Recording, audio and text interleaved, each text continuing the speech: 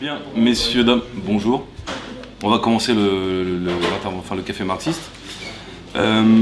Alors aujourd'hui, Gilda Landini ne peut pas être là, donc elle s'en excuse. Et donc je vais essayer de la remplacer au pied levé pour introduire ce café. J'espère avec autant de talent qu'elle le fait habituellement. Tout d'abord, je vous remercie d'être tous présents aujourd'hui. Je remercie également le Spoutnik de nous accueillir pour les cafés marxistes de manière générale. Voilà, je vous rappelle que qu'il faut consommer sur place pour qu'on puisse continuer à faire les cafés marxistes. C'est la condition pour qu'on puisse les continuer dans cette salle. On accueille aujourd'hui Catherine Cazenave qui va donc intervenir sur ce café marxiste intitulé « Il faut reconstruire l'éducation nationale ». En préambule, je vais en profiter pour faire un petit peu de publicité pour le magazine théorique du PRCF, notamment le dernier qui s'intitule Combattre le révisionnisme historique, que vous pouvez voir ici, qui est disponible sur la table qui est derrière vous, et du coup qui est consacré à un travail qu'il s'agit d'effectuer, surtout en ce moment. Et donc du coup, vous pourrez trouver dans ce numéro en particulier, notamment des articles sur la résolution du Parlement européen sur l'Holodomor, sur cette infâme résolution, sur le franquisme, ce fascisme, sur qui a fourni l'or noir permettant aux nazis d'envahir l'Union soviétique en 1941, et puis notamment ce qui nous permettra de faire la transition avec l'intervention qui va suivre, un article de William Nuggs intitulé « Staline et la nouvelle langue d'après un manuel de philosophie de terminale ».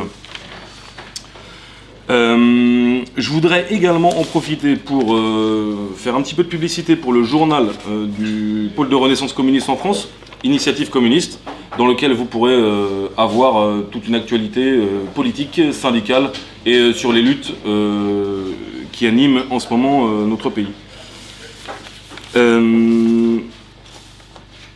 Voilà, et ensuite, pour conclure cette introduction, en tout cas cette introduction d'introduction, j'annonce donc immédiatement le prochain café marxiste où on aura une intervention de Bruno Drewski, qui est un militant communiste, historien et membre de l'Association nationale des communistes, qui est également politologue, professeur des universités à l'INALCO, et qui a écrit 2 livres récemment intitulés « La nouvelle Russie est-elle de droite ou de gauche ?» et « Socialisme 1.0, un bilan globalement positif ». Je vous rappelle que vous pourrez trouver une liste de contacts à la table qui se situe derrière vous, si vous souhaitez être tenu au courant de l'actualité des cafés marxistes, et également une cagnotte qui permet de soutenir leur fonctionnement. Alors, pour introduire cette intervention, il faut reconstruire l'éducation nationale.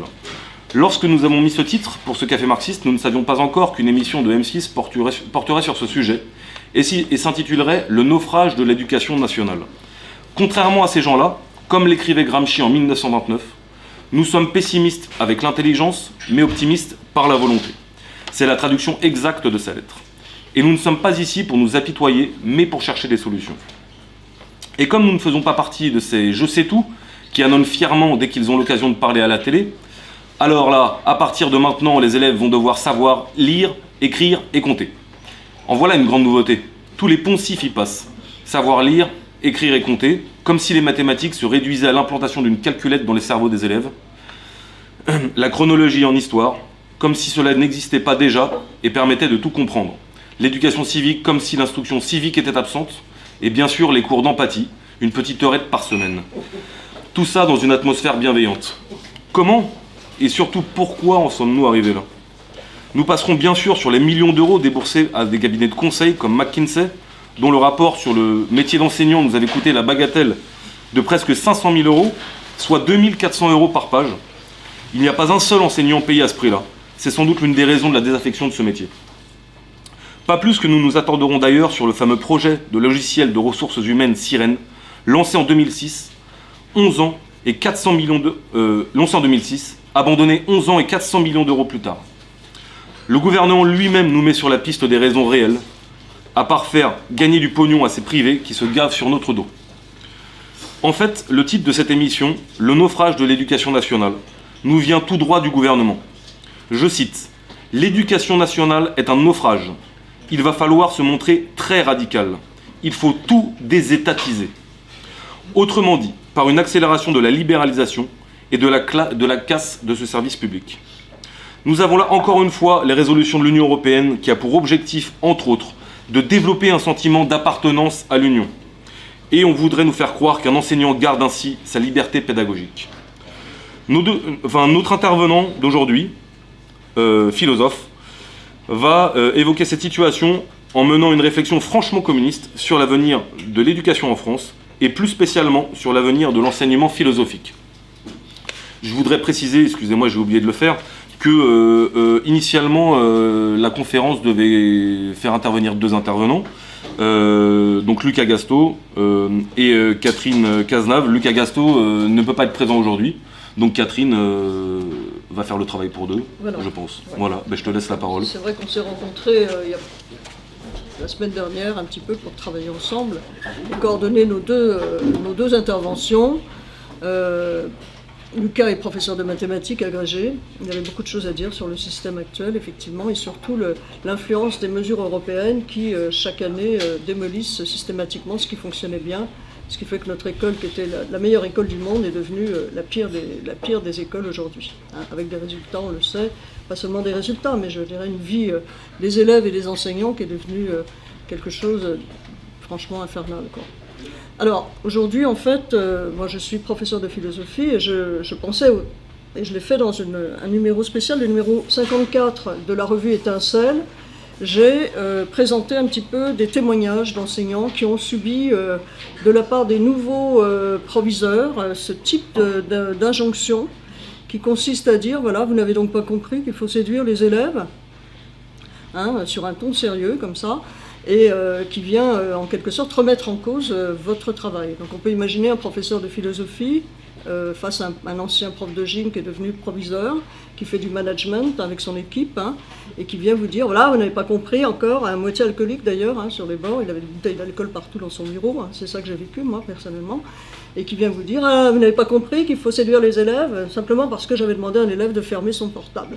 Donc là, ça montre bien qu'on est quand même dans quelque chose qui devient assez inquiétant.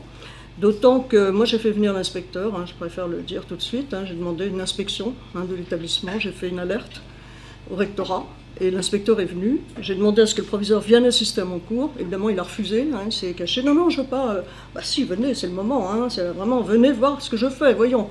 Non, surtout pas. De toute façon, il n'avait rien à dire, évidemment. L'inspecteur a bien vu que mon cours fonctionnait très bien. J'étais avec une classe de techno, ça aurait pu mal se passer. Il se trouve que moi, les classes de techno, je les maîtrise assez bien. Hein.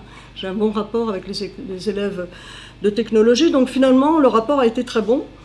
Évidemment, le proviseur n'a pas supporté. Moi qui suis le chef maintenant de mon établissement, qu'est-ce que ça veut dire ?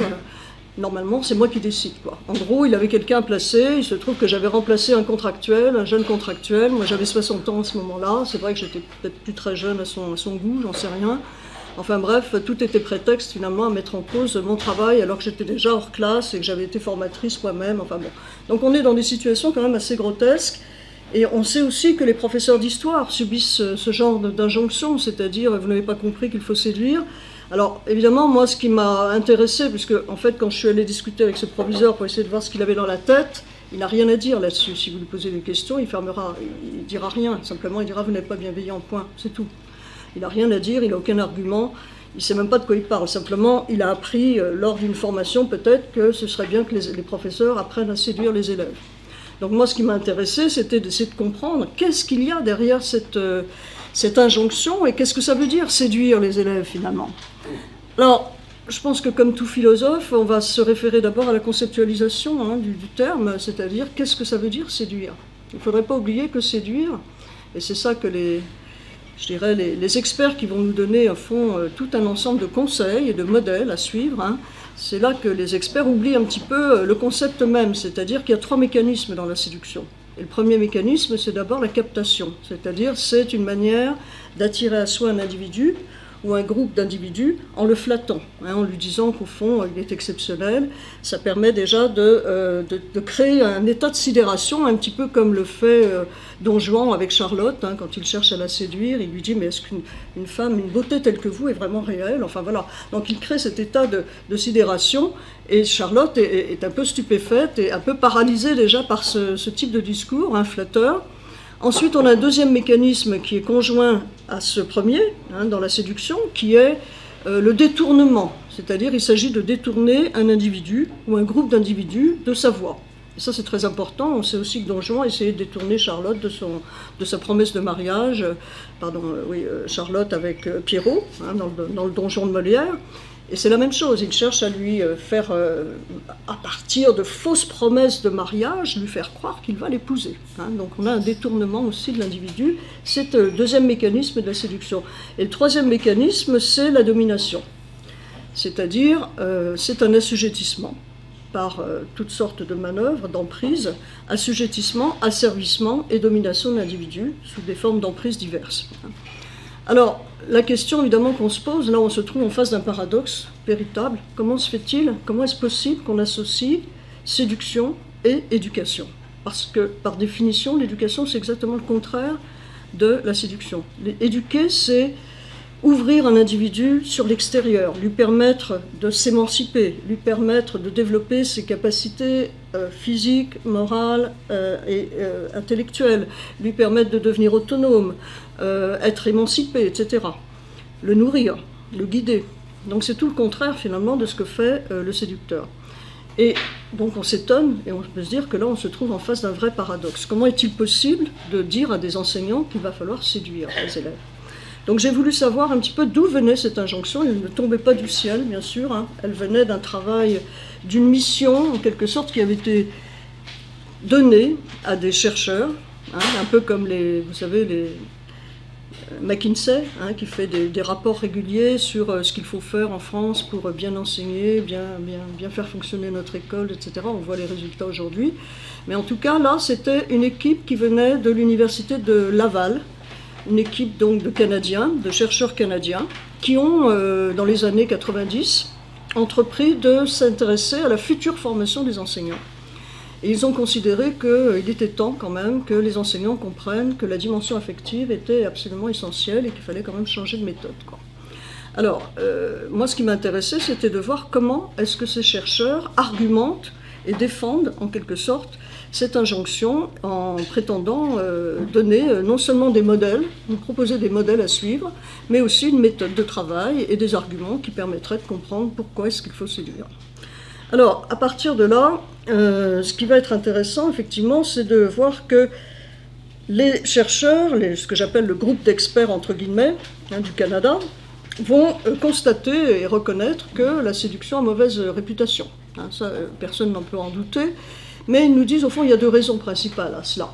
La première raison, c'est que nous héritons de la situation judéo-chrétienne, en fait, de la religion qui a finalement diabolisé la séduction, et on a fait un acte vraiment pervers, avec le serpent qui séduit Ève, et Ève qui séduit Adam, et ça donne le péché originel. Enfin voilà, bon, tout ça, voilà. Donc ça, c'est à rejeter, soi-disant, parce que ce serait quelque chose qui envahit encore notre imaginaire collectif. Ça, c'est le premier point.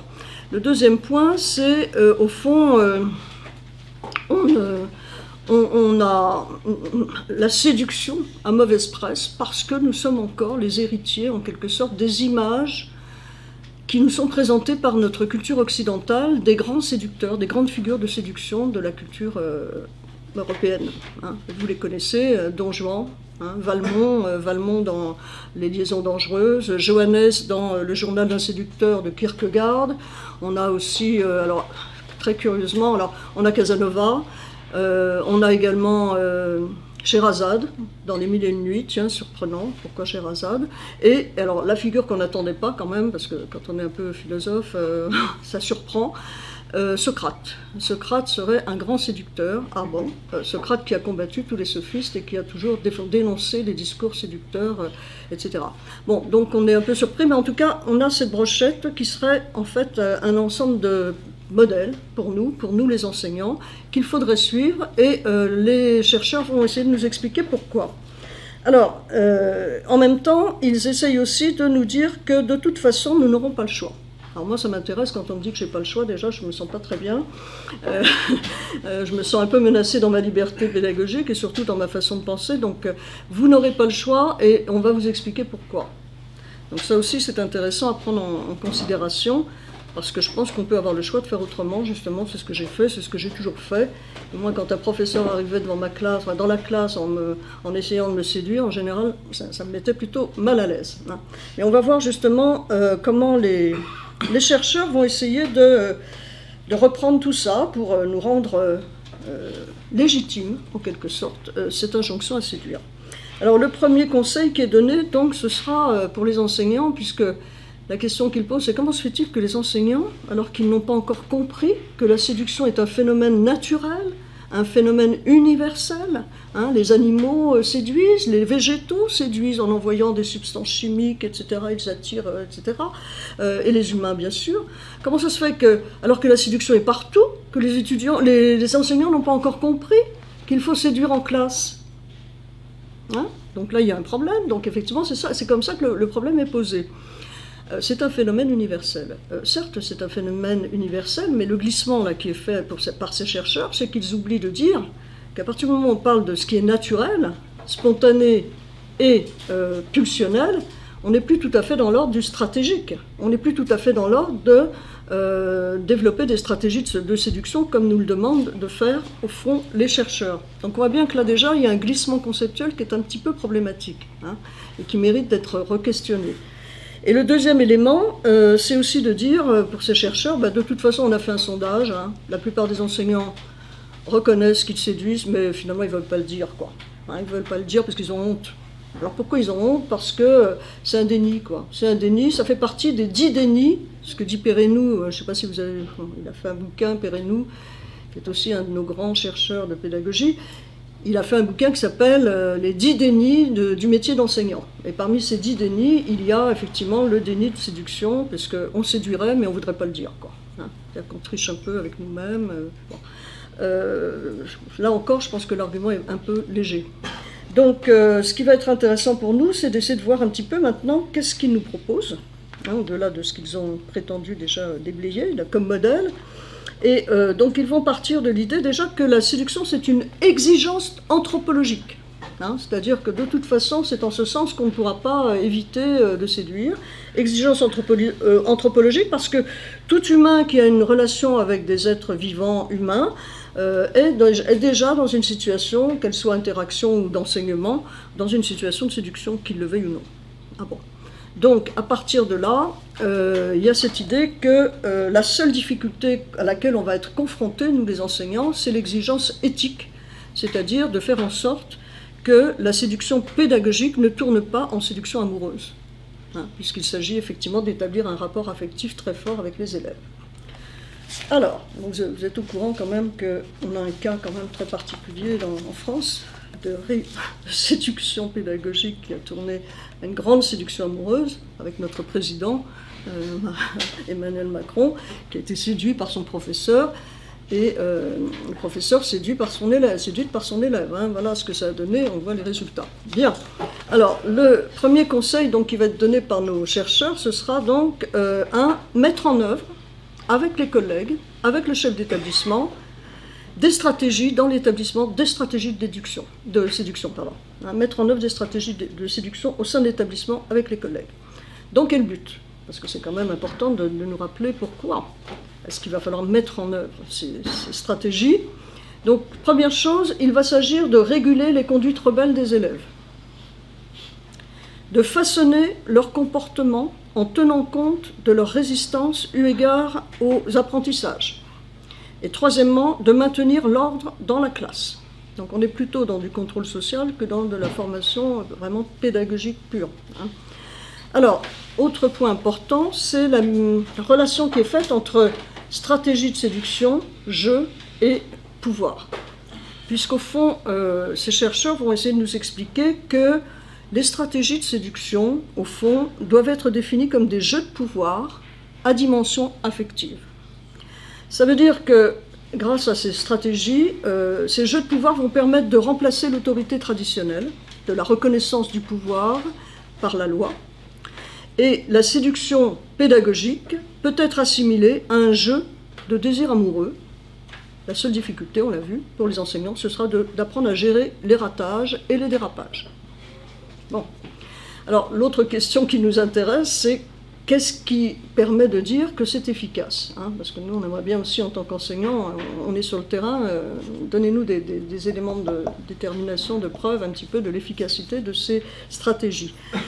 Alors voilà le second volet de la rhétorique, hein, sur cette stratégie efficace. Les enseignants, nous disent-ils, n'auront qu'à s'inspirer des 6 grandes figures de séduction dont on a parlé tout à l'heure, dont Juan de Molière, donc Valmont dans Les Liaisons dangereuses, Johannes, etc. Bon, pourquoi? Alors effectivement, pourquoi? Et il nous explique, parce que c'est dans leur jeu et dans leur manière de jouer que se trouve leur efficacité, qui doit nous servir de modèle, et parce qu'il y a dans leur pratique de séduction quelque chose de magique. Alors ça aussi, c'est le mot-clé, hein, c'est magique. Hein, on retrouve ça d'ailleurs dans pas mal de didacticiels aujourd'hui, c'est magique. Hein, les mathématiques, avec ça, vous allez voir, c'est magique. Donc on est vraiment dans non seulement l'affectivité, mais on tire de plus en plus l'éducation, l'enseignement vers quelque chose de complètement irrationnel. Et le magique, effectivement, c'est est-ce qu'on demande à l'enseignant de devenir une espèce d'illusionniste comme ça, qui manie sa baguette magique et qui fait apparaître comme ça des petites étincelles aux élèves pour leur faire croire je ne sais quoi. Alors, les chercheurs nous disent, au fond, ils sont tous efficaces. Hein. Ils sont tous efficaces. Pourquoi? Parce qu'ils savent capter, au fond, l'autre. Et surtout, il faut quand même bien comprendre que s'ils nous servent de modèle, c'est que certains sont des bons séducteurs, d'autres sont des mauvais séducteurs, et que l'important pour nous, c'est de savoir un petit peu faire la distinction. Donc ils vont séparer les 6 figures en 2 grands groupes. Il y aurait d'un côté ceux qui sont bienveillants, qui feraient de la magie blanche, et de l'autre côté ceux qui sont pervers, qui font de la magie noire. À nous donc de nous intégrer dans ce système de magie blanche.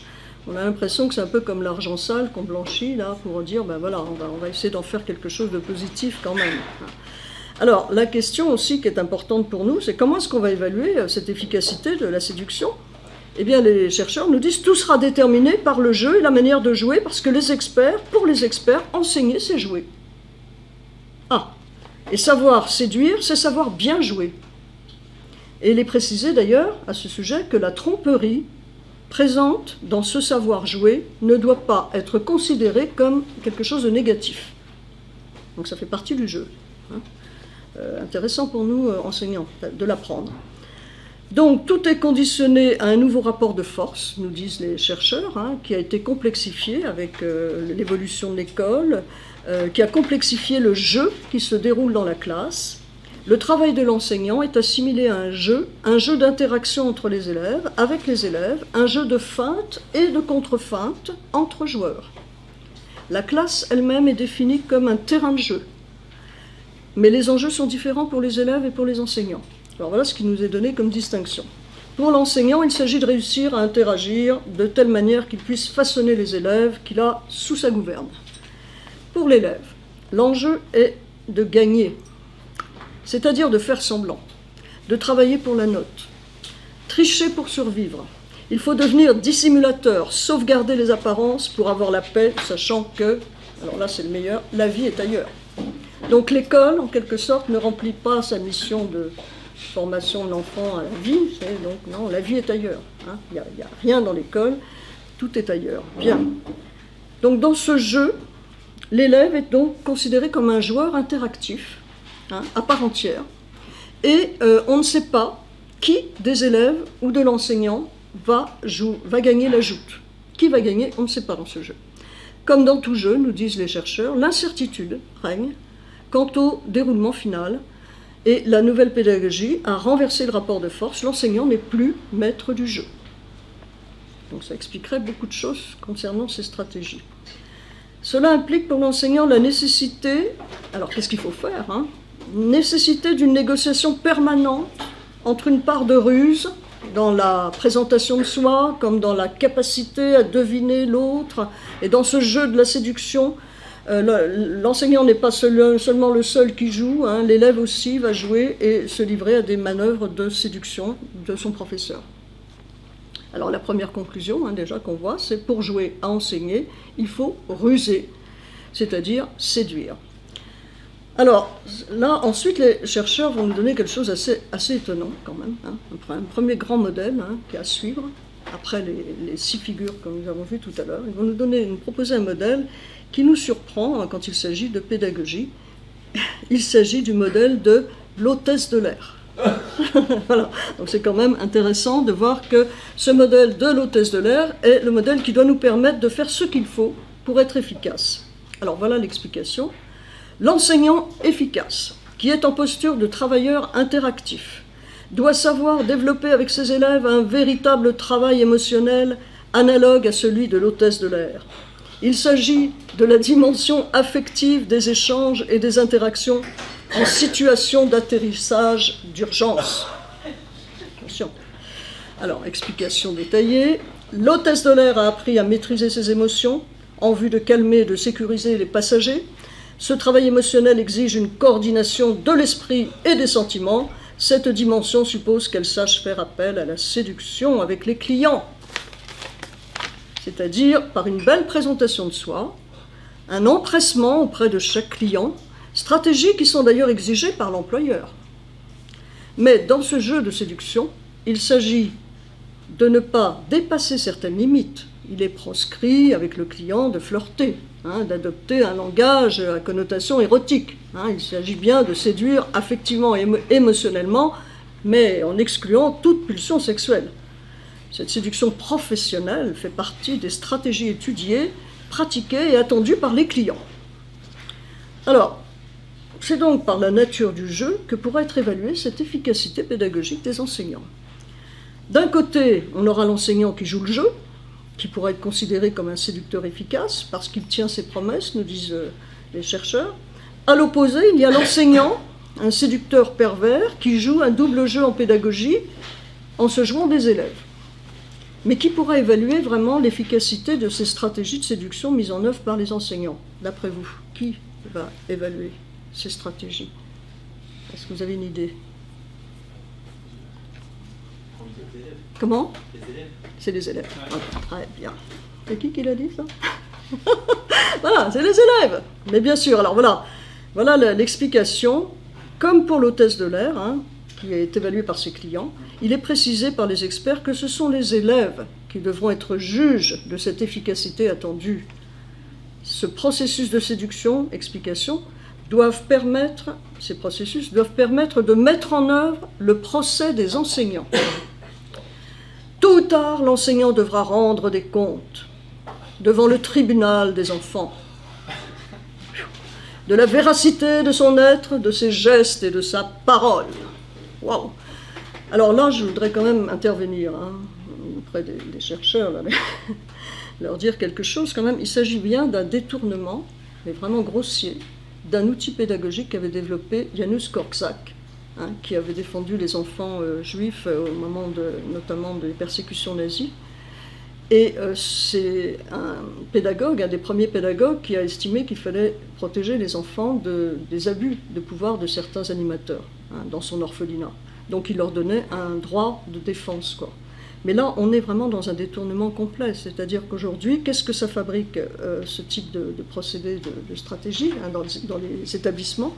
Quand on veut se débarrasser d'un enseignant qui est un peu trop de gauche ou qui est pas comme voudrait un proviseur, il va animer avec les élèves, il va mettre en place en quelque sorte des rumeurs et faire en sorte que cet enseignant soit de plus en plus en difficulté pour enseigner. Ça suffit.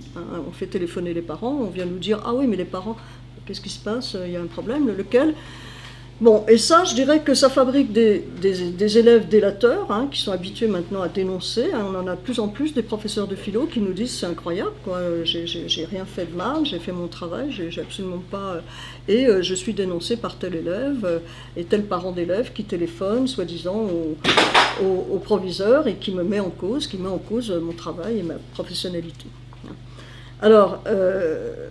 On va avoir effectivement à partir de là une réflexion à mener sur ce processus qui développe une soi-disant démocratie. Moi je dirais que là on est vraiment dans un détournement. Alors je vais passer à un deuxième volet d'argumentation qui, elle, est menée par un autre chercheur qui est assez intéressant parce qu'il est quand même plus critique sur les images et les idées qu'on se donne de l'enseignant séducteur. Et il va essayer d'apporter des éléments, mais même s'il rejoint au final la mission qui lui a été donnée pour nous dire que finalement il faudrait quand même qu'on se range tous à l'imitation des grandes figures de séduction. Alors il s'appelle donc Yvon Pépin et il est spécialiste des interactions stratégiques psychosociales. Et il va remettre en question un certain nombre de préjugés concernant les stratégies de séduction dans l'enseignement et dans les apprentissages. Il va s'intéresser notamment à ce qu'on pourrait appeler un soupçon légitime qui pèse sur les enseignants séducteurs et sur notamment l'enseignant séducteur dont tout le monde dit que les élèves l'adorent. Et effectivement, à propos de cet enseignant séducteur, on pourrait se demander est-ce qu'ils apprennent vraiment quelque chose dans le cours. Donc c'est une question qui est posée pour essayer de comprendre un petit peu comment ça se passe par rapport à la vision et la perception que les élèves peuvent avoir d'un enseignant. Donc il dénonce le caractère faussé de l'opinion qui a tendance, à partir de là, à classer les enseignants en 3 catégories. Il y aurait d'un côté l'enseignant aussi populaire qu'inefficace, de l'autre côté il y aurait l'enseignant aussi impopulaire qu'efficace, et le troisième rangement, ce serait au fond l'enseignant qui sait faire un heureux compromis entre les deux. Alors, ces 3 idées, pour Pépin, doivent être dépassées. Elles sont très péjoratives et elles ne sont pas finalement intéressantes pour essayer de comprendre le phénomène. Donc il va déplacer le problème et l'interroger différemment.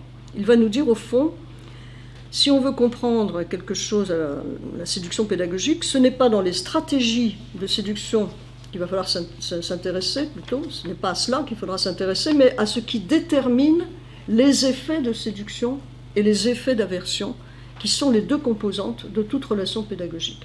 Il y a toujours les 2. On ne peut pas dire qu'un professeur ne pourra faire que de la séduction ou l'inverse. Il y aura toujours ces 2 phénomènes qui seront là, en permanence. Donc déjà, ça change un petit peu, je dirais, la manière de comprendre le phénomène de séduction pédagogique. La deuxième remarque qu'il va faire, c'est qu'il soutient que la séduction pédagogique ne se joue pas seulement au niveau de la relation enseignant-enseigné, mais aussi au niveau du rapport de l'élève à la matière enseignée. C'est vrai qu'en philo, nous, on a de plus en plus de difficultés parce que c'est difficile. Ils n'ont qu'une année pour assimiler des concepts et je dirais une culture philosophique est quand même très hard, je dirais, par rapport à tout ce qu'on leur demande déjà d'assimiler à toute vitesse. Donc 1 an, c'est trop court, et les coefficients, aujourd'hui, leur permettent de dire, de toute façon, moi, je peux avoir mon bac, même avec mention très bien, avec un 2 en philo, c'est plus un problème, la philo. Donc on peut l'écarter sans problème. Et ça, c'est vraiment, pour nous, une catastrophe. Ce jeu des coefficients en France a aussi déstabilisé et mis en concurrence les enseignants, puisqu'en fait les élèves, un peu comme ils seraient au supermarché, font leur marché en choisissant leur discipline maintenant, en fonction finalement de ce qui va être rentable au niveau des coefficients par rapport à ce qui semble pour eux être le plus facile.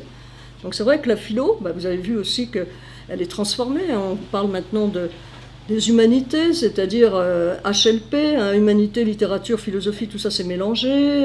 On fait un grand oral pour supprimer aussi tout l'aspect écriture et réflexion, dissertation philosophique qui est la base même de l'enseignement classique. Donc on voit bien qu'on est en train de sortir aussi des fondamentaux et d'aller vers quelque chose de plus en plus ambigu. L'oral est plus important. Finalement c'est parce que ça fait plaisir aux élèves. C'est vrai qu'ils sont bien meilleurs à l'oral souvent qu'à l'écrit, même s'ils n'ont pas forcément... D'ailleurs, on ne leur demande plus de contenu, là, maintenant, on leur demande pratiquement, au moment de l'épreuve de HLP, de parler de professionnalisme, de leur projet professionnel. Donc c'est déjà ancré dans quelque chose qui est l'utilitarisme pour le futur, C'est-à-dire, votre futur métier, c'est quoi? Pourquoi vous avez choisi cette voie? Bon, d'accord, c'est bien, vous avez bien argumenté. Voilà, on ne parlera plus, comme autrefois, Donc ça a changé complètement aussi la discipline. Il paraît que, d'après ce que disait aussi Georges Gastaud, les concours, le CAPES aussi a inclus dans son évaluation de plus en plus d'éléments comme ça de sélection des candidats par rapport à ce qu'on pourrait appeler un catéchisme républicain attendu par rapport à effectivement l'épreuve elle-même qui était beaucoup plus axée sur une discipline. Et maintenant, on va demander aux enseignants, est-ce que vous allez faire ça? Est-ce que vous allez vraiment... qu'est-ce que vous pensez de ceci? Donc, c'est presque on va éliminer des candidats pour délit d'opinion si jamais ils ne récitent pas la leçon qu'ils doivent avoir appris par cœur, pratiquement. Donc, là encore, au fond, ce que va essayé de dénoncer Pépin, en tout cas dans cette analyse, c'est qu'il va contester la séparation qui est faite dans la relation pédagogique entre la relation humaine et l'apprentissage. Il va dire qu'au fond, les orientations et l'orientation humaniste, dans sa critique de l'enseignement traditionnel, a conservé cette distinction et elle parie sur la seule composante relationnelle. Or, il va expliquer qu'au fond, le rapport pédagogique est tridimensionnel, c'est-à-dire il inclut le rapport enseignant-élève, le rapport élève à la matière enseignée et le rapport de l'enseignant à la matière qu'il enseigne. Donc il faut prendre en compte, pour comprendre ce que pourrait être une séduction pédagogique, entre guillemets, sérieuse, comprendre que c'est un rapport tridimensionnel. Bien. Alors, ce rapport va tenir compte des effets de séduction-aversion qui se négocient perpétuellement entre ces trois éléments. À partir de cette analyse de méthode, et des méthodes qui peuvent être suggérées, Pépin va examiner au fond trois types différents d'enseignants séducteurs. Et il va nous expliquer concrètement comment ça devrait marcher, mais pourquoi au final, pour ces trois profils d'enseignants séducteurs, ça ne marche pas. Alors on va voir un premier cas. C'est l'enseignant qui réussit à séduire ses élèves en évitant de les contrarier, de leur imposer des exigences qui frustrent leurs désirs et les indisposent. Il s'aligne sur leurs désirs au détriment et aux dépens des objectifs du cours. Il leur dit ce qu'ils veulent entendre et fait exactement ce qu'ils attendent. Exemple, alors vous préférez parler de sexe et de drogue plutôt que de mathématiques? Alors parlons de sexe et de drogue. Vous trouvez cette règle de grammaire trop difficile? Alors on va passer à autre chose. Peu exigeant pour les examens, il donne une bonne note à tout le monde et rien de surprenant, souligne Pépin, que les élèves aiment ses cours. Pour l'expert, il s'agit là d'une solution de facilité et de démission qui sera confirmée par les résultats des élèves. Pourtant, Pépin souligne quelque chose qui retient son attention. Il dit au fond qu'on ne peut pas nier quand même l'effet de séduction qu'a produit ce professeur. Et il remarque qu'une des conditions de cet effet de séduction, c'est la sensibilité aux désirs des élèves et une conscience de ce qui peut les frustrer ou les satisfaire. Alors, donc, pour la formation des enseignants, il s'agira de développer chez eux une aptitude particulière à être sensible aux désirs des élèves, dont, selon lui, tous les enseignants ne disposeraient pas au même degré. Alors, le deuxième cas, c'est le type d'enseignant séducteur qui séduit les élèves à des fins affectives égocentriques, aux dépens des apprentissages. Cette forme de séduction relèverait d'une carence affective, d'une dépendance pathologique par rapport à l'affection de ses élèves. C'est l'enseignant qui cherche désespérément à se faire aimer, et tout ce qu'il fait est orienté à cette fin. La séduction des élèves devient son seul objectif, un objectif tellement important qu'il entre en contradiction avec les objectifs d'apprentissage et les supplante. Sa motivation à enseigner se confond avec son intention de séduire et de se faire aimer. La peur de provoquer l'aversion chez l'élève le terrifie, plus que celle de ne pas favoriser leurs apprentissages scolaires. Le troisième cas, c'est un profil d'enseignant séducteur qui relève de ce que Pépin a nommé les tourmentés de la pédagogie. Ce sont l'enseignant qui se consacre en partie au traitement presque thérapeutique que les élèves ont sur sa propre affectivité. Ces profils d'enseignants séducteurs ont pour habitude, dit-il, de mettre en cause leurs carences personnelles qu'ils espèrent combler un jour. Alors, à partir de ces trois cas, donc on montre que ça ne marche pas, ce type de séduction, finalement, il va essayer de proposer un changement de perspective complet concernant la séduction pédagogique. Il dénonce le préjugé qui consiste à faire une association immédiate entre l'effet de séduction et l'intention de séduire. De même que l'on peut provoquer de l'aversion sans avoir l'intention de se faire détester, de même on peut séduire sans l'avoir recherché. Alors Pépin rappelle également que la même façon d'être, la même attitude, le même geste peut provoquer un effet de séduction ou d'aversion selon la personne qui le perçoit, ou selon le moment où elle le perçoit, et selon, en fait, l'état ponctuel et local du désir personnel qui est affecté. Autrement dit, la détermination des effets de séduction ou d'aversion se fait beaucoup plus à la réception qu'à l'émission. L'effet de séduction n'est donc pas nécessairement la conséquence d'une intention de séduire. Il s'agit d'un effet possible de l'action sur les partenaires, et ce, indépendamment de leurs intentions. Avis aux proviseurs qui viennent vous dire « vous n'avez pas compris que ». Pépin souligne autre chose, c'est que la matière enseignée elle-même implique des effets de séduction-aversion sur les élèves et aussi sur les enseignants. Il n'existe donc pas de recette garantie pour rejoindre le désir de tous les élèves tel qu'ils se présentent initialement. Nous ne sommes pas séduits tous par les mêmes déclencheurs. Ce qui peut provoquer un effet de séduction chez l'un peut fort bien provoquer de l'aversion chez l'autre. Et si c'est la beauté formelle des mathématiques qui séduit un enseignant, rien n'assure que tous les élèves de la classe partageront son désir pour un tel type de beauté formelle. Il se peut même que cette beauté formelle ait sur quelques-uns des effets d'aversion, de répulsion. Donc l'enseignant se voit donc devant la nécessité de porter son attention sur ce qui, dans sa matière, provoque les effets de séduction-aversion chez tel ou tel élève, et d'être attentif aux désirs de chacun d'eux. Selon Pépin, ce n'est pas le séducteur qui provoque ou crée le désir recherché chez l'autre, en utilisant des stratégies tout imparables qu'il légitime. Le séducteur ne provoque pas en réalité le désir de l'autre comme tel, mais sait le détecter dès le départ. Son potentiel de séduction est dans sa capacité à susciter chez l'autre l'espoir de satisfaire ce désir.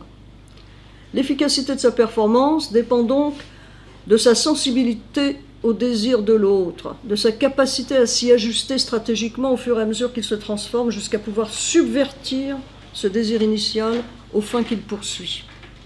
Pépin nous propose alors l'esquisse d'un nouveau modèle d'apprentissage par la séduction pour l'enseignant. Il s'agit donc, comme tout séducteur, d'être sensible à la forme particulière du désir de l'élève et de le suivre à la trace, en s'y ajustant stratégiquement, tant sur le plan personnel que sur le plan de l'enseignement.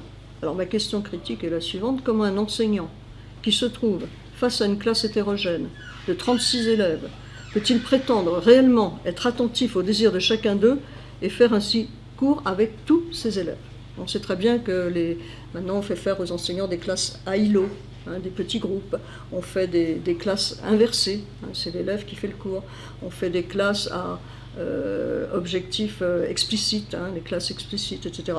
Mais être attentif au désir initial de chaque élève et voir la transformation, etc., là on est dans un délire absolu. Alors, en résumé, pour Pépin, l'apprentissage se produit à l'occasion de la négociation permanente des effets de séduction et d'aversion réciproque.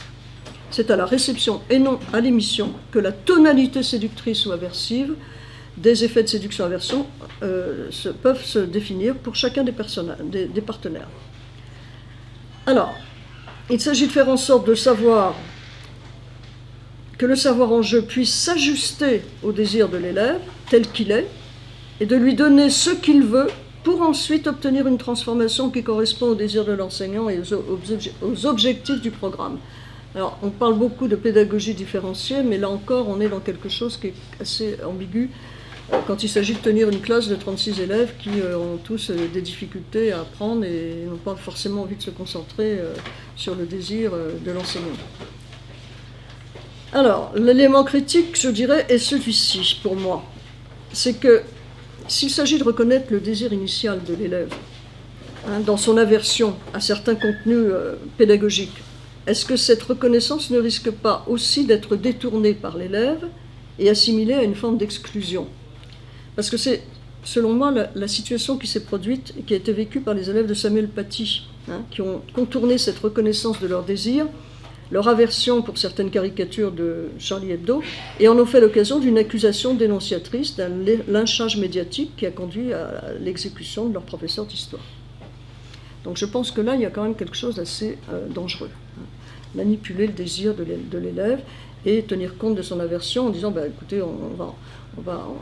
c'est pas grave, vous voulez pas voir ça, sortez, c'est pas un problème, ça va être transformé, et on a vu les résultats. Alors pour Pépin, comme pour les précédents experts, on voit bien qu'il s'agit d'épouser un modèle d'habileté stratégique qui est celui des grands séducteurs, quand elles détournent le désir initial de leur conquête pour obtenir d'elles ce qu'elles n'auraient jamais voulu donner au départ, et en bonus, qu'elles y prennent un plaisir qu'elles n'entrevoyaient pas initialement. Alors, je ne vais pas trop développé maintenant sur Pépin. Je voudrais maintenant passer à la deuxième partie de mon exposé qui va s'appuyer sur une critique de cette idéologie de la séduction à partir des travaux de Michel Clouscar. Michel Clouscar qui a développé 2 ouvrages fondamentaux qui sont d'actualité aujourd'hui. Capitalisme de la séduction et néofascisme et idéologie du désir. Je rappelle également que Aymeric Monville a fait, qui est responsable des éditions d'Elga, a fait un petit ouvrage qui permet aussi d'entrer dans cette lecture de Clouscar, tout à fait intéressant avec un lexique. Moi, je vous recommande ce petit ouvrage qui est facile, bien expliqué et très clair, très pédagogique là pour une fois. Alors, cette deuxième partie de mon exposé donc, va s'attacher à développer une critique de l'idéologie de la séduction pédagogique en interrogeant d'abord la question du rôle de la séduction dans le système capitaliste. La séduction est un des principaux moteurs des politiques néolibérales. La publicité dans nos sociétés consuméristes y joue un rôle essentiel. Pourquoi ? Parce que, comme l'a souligné Michel Clouscar, elle s'est mise au service des nouveaux marchés du désir nécessaires pour sauver le capitalisme en crise. Le pervertissement de la démocratie se sert de la séduction comme d'une arme. C'est une nouvelle forme d'autorité qui se donne l'apparence d'une force douce tout en prétendant s'opposer à la violence directement perçue comme une forme brutale.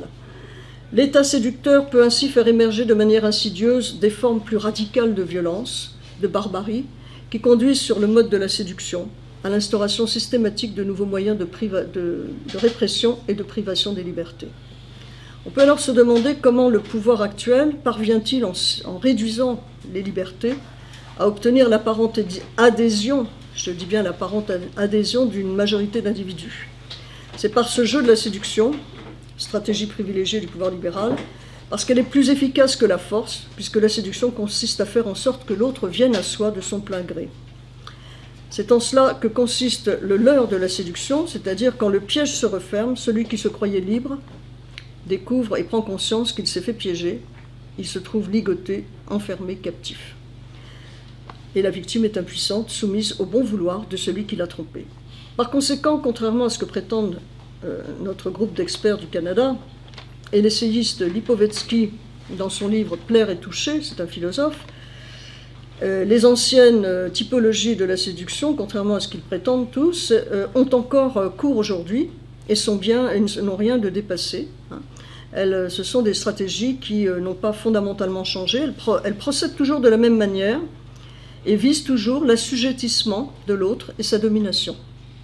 Ainsi, avec la séduction en politique, tous les coups sont permis, notamment lors de la profession de foi des candidats pendant les campagnes électorales où il s'agit par la ruse de savoir s'emparer du pouvoir et de le conserver.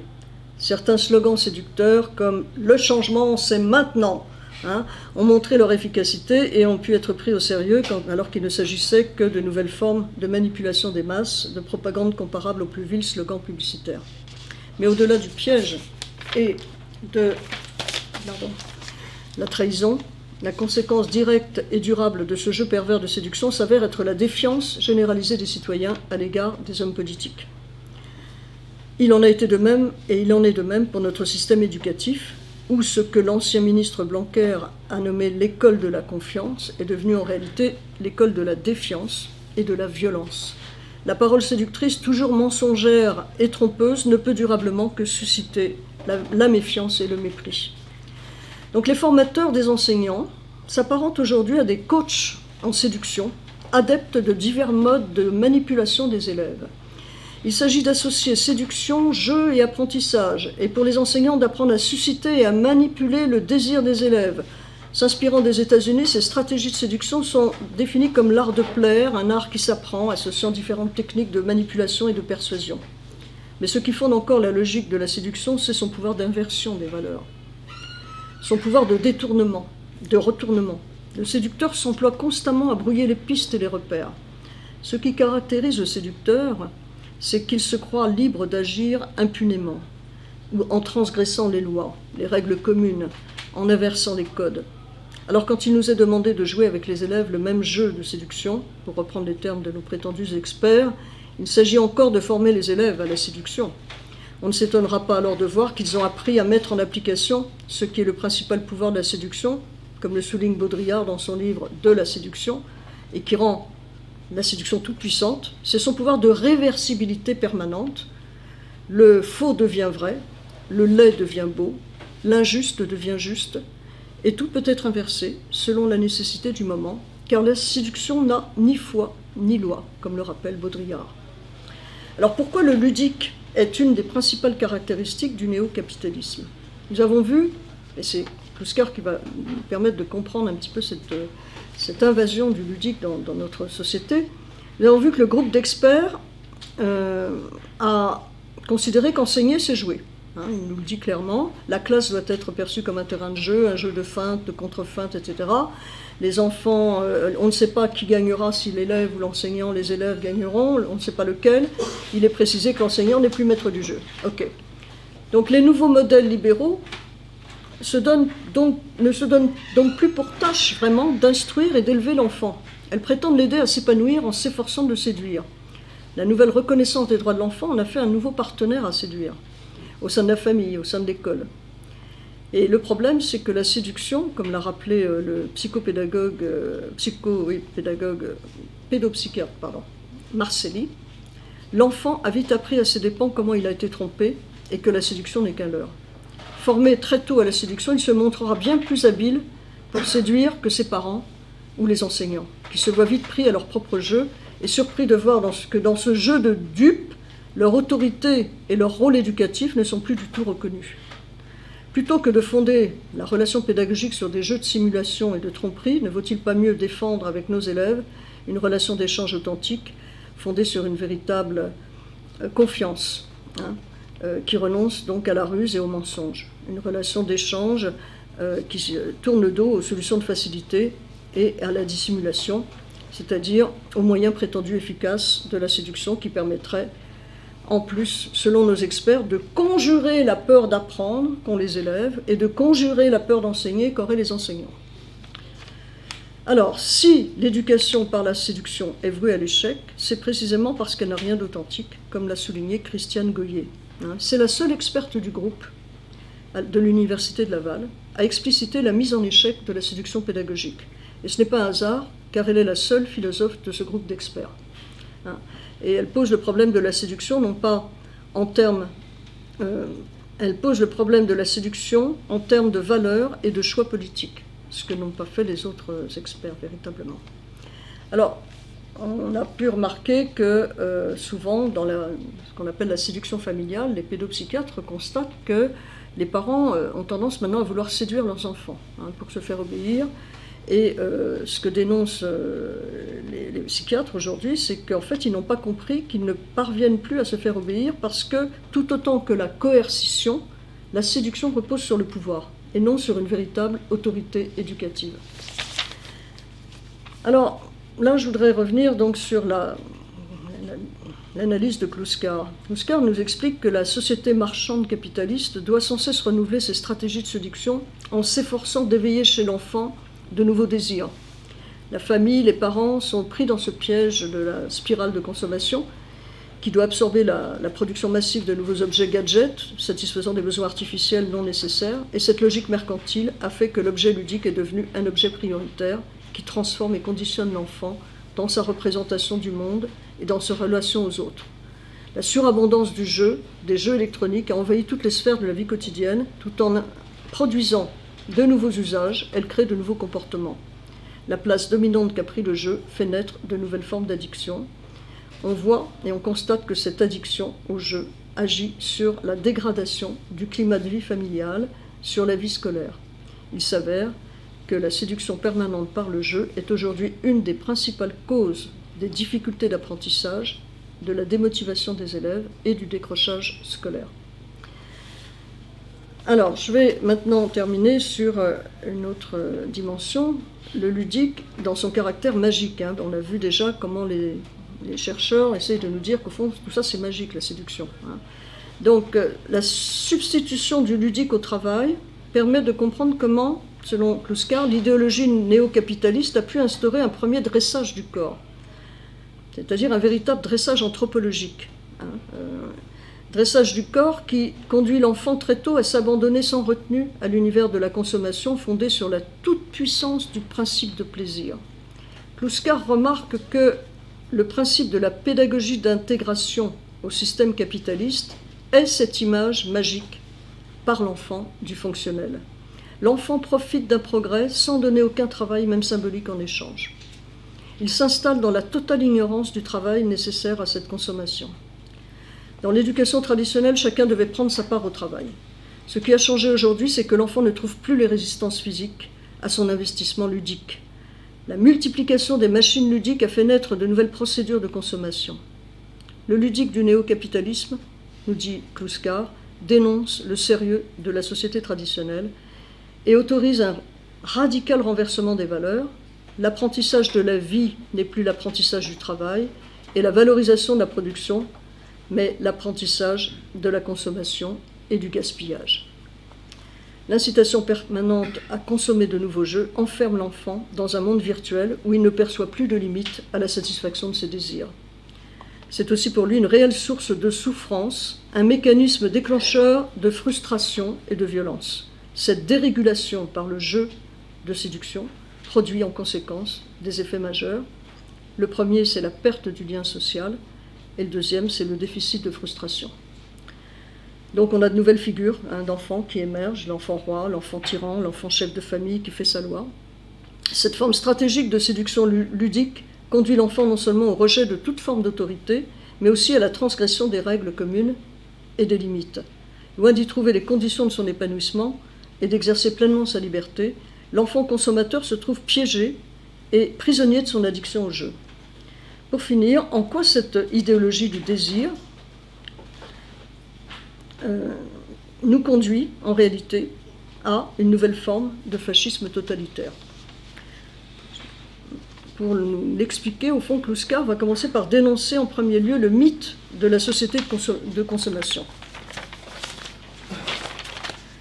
Le capitalisme de la séduction instaure toujours plus une société qui est répressive pour les producteurs, les travailleurs, et toujours plus permissive pour les consommateurs, pour ceux qui peuvent consommer le travail des autres. On retrouve cette même opposition dans notre système éducatif libéral-libertaire. L'école marchande a fait de l'élève un consommateur captif et passif et qui jouit d'une grande impunité, d'une grande permissivité, alors que l'enseignant se voit de plus en plus dévalué, de plus en plus réprimé et de plus en plus surexploité. On sait très bien qu'après avoir constaté que les enseignants sont épuisés parce qu'ils travaillent bien au-delà des 35 heures légales, on leur demande maintenant de travailler encore plus en remplaçant leurs collègues absents, avec un pacte qui en réalité ne leur permettra pas de compenser la perte de salaire, proportionnellement à leur niveau de qualification. Donc pour pallier et compenser la multiplication des démissions et de reconversion des enseignants, pour qui ce métier était une vocation, mais pour qui il a perdu tout son sens, le gouvernement met en place un nouveau système de contractualisation des enseignants par un nivellement par le bas, un recrutement niveau Bac+2, où l'on place devant les élèves des étudiants qui n'ont aucune formation pédagogique et qui, n'ayant pas passé de concours, ne peuvent garantir une réelle maîtrise des disciplines qu'ils enseignent. Alors nous avons vu l'importance considérable que les experts accordent à la manipulation des désirs des élèves et comment ils entendent démontrer l'efficacité de la séduction pédagogique par l'idée que l'enseignant doit non seulement être sensible aux désirs des élèves, s'il veut pouvoir les séduire, mais par cette nécessité de suivre à la trace le désir de chaque élève pour ensuite le détourner. Donc je reprends, avec les effectifs surchargés de nos classes, dans nos établissements en France, c'est un des pays qui a les classes les plus surchargées, on ne voit pas comment un enseignant peut sérieusement former les élèves, si ce n'est à de nouveaux jeux de manipulation et de simulation par la séduction. Alors, maintenant je vais revenir à un autre point qui est justement comment Kluskar a montré dans son livre « Capitalisme de la séduction », publié en 1981, comment les conséquences de l'application du plan Marshall et l'échec de la révolution de mai 68 ont conduit au plein essor de la société libérale libertaire, cette société du jouir sans entrave, où en apparence tout est permis, mais où en réalité rien n'est possible. Et il démontre comment les nouveaux marchés du désir vont contribuer à écraser les valeurs traditionnelles de la culture française pour épouser celle de l'American way of life, celle d'un mode de vie nouveau à l'américaine, qui exhibe par la publicité les nouvelles séductions de la société marchande, une société de consommation en camouflant les véritables rapports de production et de consommation sur lesquels elle se fonde.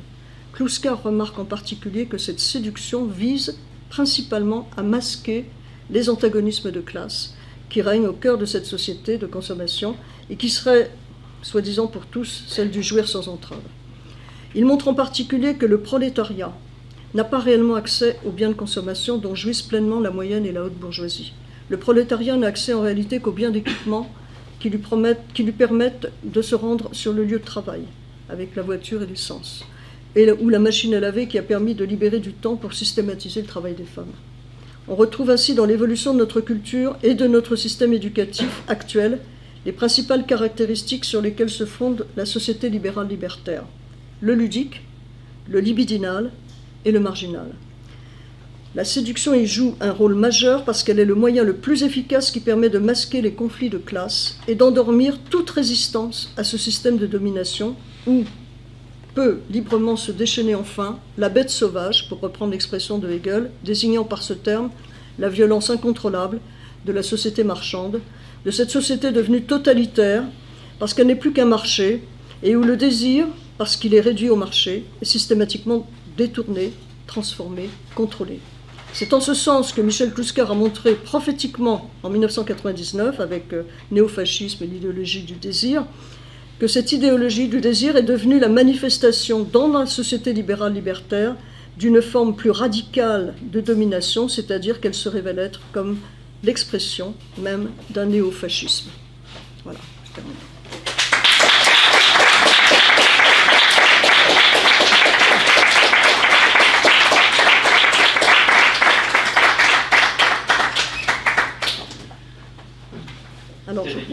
Alors, j'espère que vous avez des questions, allez-y, hein, c'est le moment. C'est des choses qui ne sont pas forcément sur la situation d'enseignement. C'est vrai que, oui. Tous ces travaux publiés par les chercheurs américains, ils ont été du coup importés en France. Est-ce qu'en France, les politiques... Alors, on sait que la MAFPEN, tous les organismes de formation sont... Tu sais qu'en fait, on s'aperçoit qu'on a énormément de pilotage qui nous vient du Canada. Hein. Et ces travaux-là, effectivement, ont été publiés, mais ont servi aussi à former les proviseurs et une partie des enseignants. C'est vrai que nous, philosophes, profs de philo, on aurait eu une formation là-dessus, ça aurait explosé. Parce que je pense que là, tous les profs de philo auraient dit « non mais attendez, arrêtez quoi ». Mais ça s'est infiltré petit à petit, hein, de manière très discrète, et c'est devenu... Et c'est pour ça qu'on a des proviseurs comme ça qui appliquent des méthodes de management radicales. Hein. On leur a dit c'est ça qu'il faut faire, donc ils viennent vous dire pas de vague, il faut séduire, c'est tout. Donc le reste, on s'en fiche à la limite, peu importe ce que vous faites dans vos cours, mais séduisez quoi, faites plaisir aux élèves. Ça veut dire quoi? Que l'élève est devenu un client. Les parents sont devenus des clients. Et l'établissement qu'on fermera, c'est celui qui ne réussit pas à remplir sa mission. Hein, on remplit les classes, on ferme des classes quand il n'y a pas assez d'élèves, on voit bien qu'on est vraiment dans la rentabilisation aussi de l'école. Et c'est radical ça. Donc je pense qu'effectivement, ça fait un moment que le Canada nous envoie des didacticiels, nous donne des leçons, hein, alors qu'on avait la meilleure école du monde, hein, on peut le dire. Et on est aujourd'hui dans une situation catastrophique. Parce qu'on sait que même dans l'école privée, ça ne fonctionne pas. Ça ne fonctionne plus. Les parents payent et continuent à payer des cours particuliers et disent mais on n'y arrive plus, quoi. Ça ne marche pas, quoi. Ça ne marche plus. C'est-à-dire qu'on est en train de fabriquer des élèves qui n'auront plus le niveau, c'est clair. Parce que de toute façon, les enseignants ne peuvent plus travailler. Avec ce système de séduction, tout a été mis en place en quelque sorte pour que ça devienne impossible. Et on peut juger n'importe qui en disant ben non, il ne séduit pas, on ne peut pas le garder celui-là. Il va nous couler l'établissement. Excusez-moi, ce rapport est de quelle année Alors, le rapport de Enseigner et séduire, hein, c'est un livre qui est sorti, qu'on peut trouver hein, aujourd'hui facilement. On a même une partie qui est publiée sur Internet gratuitement, hein, si vous voulez voir certaines choses. Ça a été fait en 90, tu vois. Mais c'était pour la future formation des enseignants. Et on voit bien que, moi c'est quelque chose, si tu veux, j'ai travaillé aussi bien dans l'éducation pour l'Académie de Versailles, l'Académie de Créteil, l'Académie de Picardie, enfin bon. Et j'ai jamais entendu ça. Il a fallu que j'arrive à l'Académie de Nice à la fin de ma carrière pour entendre ce type de discours. Jamais. Même l'inspecteur est tombé des nues, si tu veux, quand il est venu et qu'il a appris que c'était une des raisons qui faisait qu'on mettait en cause un professeur qui était en fin de carrière, qui avait toujours été reconnu pour ses bons résultats et pour son travail avec les élèves, tu vois. C'est sur la base de n'importe quoi. Ça permet aussi de liquider des personnalités qu'on ne veut plus. On est en train de donner tous les pouvoirs aux proviseurs. Hein, c'est aussi, d'ailleurs, certains proviseurs considèrent que c'est eux qui doivent recruter maintenant, c'est eux qui doivent choisir, hein, ce qu'ils appellent des postes à profil. Il n'est pas question que ça continue comme avant. Il n'est pas question que les professeurs de philo aient une liberté pédagogique, puisqu'on nous dit vous allez devoir et de toute façon vous n'aurez pas le choix, c'est clair et net.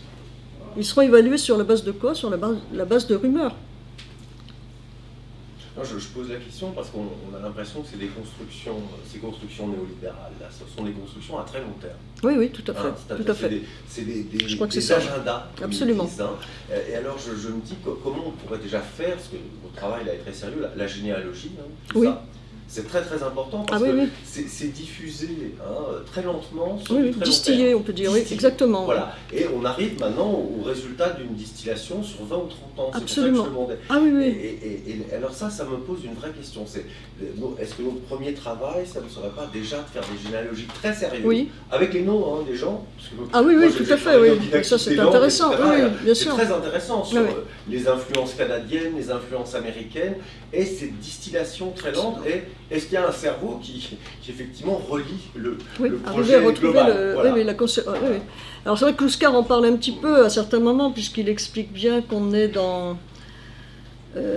une école aussi qui va subir des transformations brutales, quoi, avec des réformes qui sont non concertées, avec les enseignants notamment, et avec effectivement on l'a vu, les fameux McKinsey et autres, qui prennent aujourd'hui une partie de notre budget pour l'école pour faire des rapports qui n'ont aucun intérêt, mais qui nous dictent en plus comment nous devons travailler. Hein. Il dit bien d'ailleurs dans son Kluskar, dit au fond, autrefois le capitalisme précédent au fond nous disait comment produire, maintenant ils nous disent aussi comment consommer. C'est-à-dire ils disent aussi aux élèves comment consommer un cours. C'est ça aussi quelque part, c'est-à-dire qu'on est vraiment dans une réinterprétation du rôle de chacun, avec le contrôle social le plus rigoureux, enfin je dirais le plus violent possible. C'est la mainmise complète. Moi j'étais quand même surprise parce que c'est encore dans les textes. Normalement un prof de philo, il a une liberté pédagogique, ce qui est quand même un privilège qui était jusqu'à présent respecté, et les inspecteurs le respectent, ça. C'est-à-dire qu'on peut ne pas être d'accord, mais bon, l'inspecteur il est conscient de ce qu'il fait quand même, en général. Bon. Mais là, on a affaire à des nouveaux proviseurs managers qui fonctionnent comme dans le privé. C'est-à-dire quand on veut se débarrasser d'un enseignant qui est un peu plus cher parce qu'il a de l'ancienneté et qui commence à vieillir un peu, on va lui faire comprendre qu'on n'a plus besoin de lui, quoi. On préfère un jeune contractuel qui sera docile, surtout, et qui sera plus facile, plus malléable. Et ça, c'est terrifiant. Alors c'est vrai ce que tu dis, l'aspect historique paraît important quand Kluskar dénonce, si tu veux, l'origine de ça à travers l'université. Il dénonce Deleuze, Marcuse, etc. Il dit qu'au fond, Deleuze a servi tout ce qui se passe maintenant. Avec ce soi-disant les machines désirantes, avec son concept de le désir ne manque de rien, hein, le désir est production, etc. Avec cette idée qu'au fond, il remet en cause tout un ensemble de relations. Il reporte en quelque sorte au sommet presque l'individualisme. C'est ça aussi qui va changer les choses. Et donc à l'université, moi je me souviens les cours de Deleuze disait au fond, moi ça m'est égal que les gens ne comprennent pas, c'est pas grave. Donc il faisait un cours magistral. Ils prendront ce qu'ils ont compris, c'est pas un problème, quoi. C'était quand même quelqu'un qui était censé représenter la gauche révolutionnaire. Et voilà, donc ce que dit Kluskar, c'est que c'est des personnalités comme ça qui ont marqué l'université, nouvelle aussi, un nouveau type d'enseignement qui a quand même, en même temps, Deleuze, on ne peut pas dire que c'est pas un grand bonhomme quelque part. Enfin, quand on entend aussi certains de ses cours, c'est intéressant. Je veux dire, c'est pas vide, c'est pas creux, mais il a dérivé, quoi. À un moment donné, on sent bien qu'il a perdu un peu les pédales, quoi. Parce que c'est lui aussi qui est responsable de tout ça. Il sert, Kluskar nous dit, il sert littéralement ce qui va se passer après. Donc quand on parle de l'origine de ces mises en place, de stratégies, là, je dirais vraiment de contrôle, quoi. Ce qui est effrayant, c'est le rapport hiérarchique maintenant qui est instauré dans notre système éducatif, qui n'existait pas comme ça avant, quoi. On a vraiment l'impression qu'on est entré maintenant dans un contrôle presque fasciste. Hein. C'est vrai que là, vous avez des nouveaux enseignants aussi qui arrivent, qui sont infiltrés, et qui viennent vous dire, à d'anciens, ce que me disait mon collègue Lucas, qui n'est pas là aujourd'hui, il me disait, tu te rends compte que moi aussi, je suis agrégé de mathématiques, j'ai un jeune collègue qui n'a même pas les titres, qui n'a jamais passé de concours, qui vient d'arriver en tant que contractuel et qui essaye de me dire en plus comment je dois enseigner. Et c'est à lui qu'on remet des classes de formation aujourd'hui, pas à Lucas, qui est agrégé. Et Lucas, il est jeune, hein, il a 36 ans. On est pris dans des nouveaux jeux de pouvoir. Ah, Qui n'étaient oui, pas les mêmes. absolument. On doit donc réfléchir à notre capacité à résister à ça. Tout à fait. Voilà, c'est très difficile. À s'épargner ça. Ah oui, c'est très difficile parce qu'il y a du harcèlement maintenant. Oui. On parle du harcèlement des élèves, mais je veux dire, quand un prof est harcelé tous les jours, moi j'arrivais dans mon lycée avec ce proviseur, je découvrais que j'avais pas de classe. C'est-à-dire, il avait été affiché professeur absent alors que j'étais là. J'ai dit, ah bon, je suis absente aujourd'hui. Oui, ah bah, il y a une erreur, il n'y avait pas d'élèves. Le lendemain ou la semaine d'après, j'avais pas de salle de classe. Et on s'arrangeait pour me donner à une copine, pour qu'on essaye de nous mettre en conflit, ce qui n'avait pas fonctionné. Mais tu vois, c'était au quotidien. C'est-à-dire qu'au bout d'un moment, tu tiens. Moi, j'ai tenu, j'ai fait venir l'inspecteur, je suis allée au rectorat. Mais le rectorat, au final, qu'est-ce qu'il te dit? Il te dit, on ne peut pas faire grand-chose, c'est un proviseur, quoi. Je vais l'engueuler, mais qu'est-ce que vous voulez faire, hein? C'est difficile, c'est un proviseur, quoi. Donc voilà, on a mis en place des pions, des individus, et certains abusent, et vraiment sans aucun complexe de ces systèmes-là. Parce que tout à coup, ils se sentent un plein pouvoir, quoi. Voilà. Il y a une nouvelle génération, il y a aussi des nouvelles matières. Moi, Oui. j'ai enseigné là, au Maroc, là, à l'étranger. Je suis revenu à l'enseignement tardivement, et alors on voit apparaître plutôt que l'histoire, l'option géopolitique, Voilà. plutôt que l'anglais littéraire, l'anglais du monde contemporain. Et alors on a ces professeurs vedettes, hein, parce que dans le jeu des spécialités, maintenant au lycée, il y a des spécialités vedettes, c'est-à-dire celles qui sont bankable, hein, qui vont rapporter des points, et il y a les professeurs vedettes de ces spécialités Exactement. vedettes. Oui, tout à fait. Alors c'est des profils tout à fait, c'est des droits de l'hommiste, hein, en général, en géopolitique, alors là on est dans l'idéologie pure, je pense des professeurs d'histoire ici. Mais voilà, c'est très effrayant, parce que alors on est en compétition avec ces gens, alors si on ramène un petit peu de culture classique, ce qui est mon cas, alors on est le regard absolu. Voilà, c'est ça, ringardisation. Un texte littéraire, c'est intéressant. C'est tout un jeu comme ça de pouvoir qui est très surprenant et qui est très difficile à contrer. Oui, très difficile à contrer parce qu'en plus, je dirais, c'est commercial. C'est-à-dire qu'on a aussi cette fameuse femme professeure de philosophie à l'école normale supérieure qui a dirigé l'école normale supérieure à Paris pendant des années, Sperber, je ne sais plus comment elle s'appelle. Bon. Elle a créé récemment une nouvelle école privée pour accueillir les étudiants qui sont brillants, qui pourront payer très cher. Bien sûr, je suis là pour vous accueillir. Voilà, elle vient de créer une école d'enseignement supérieur privée.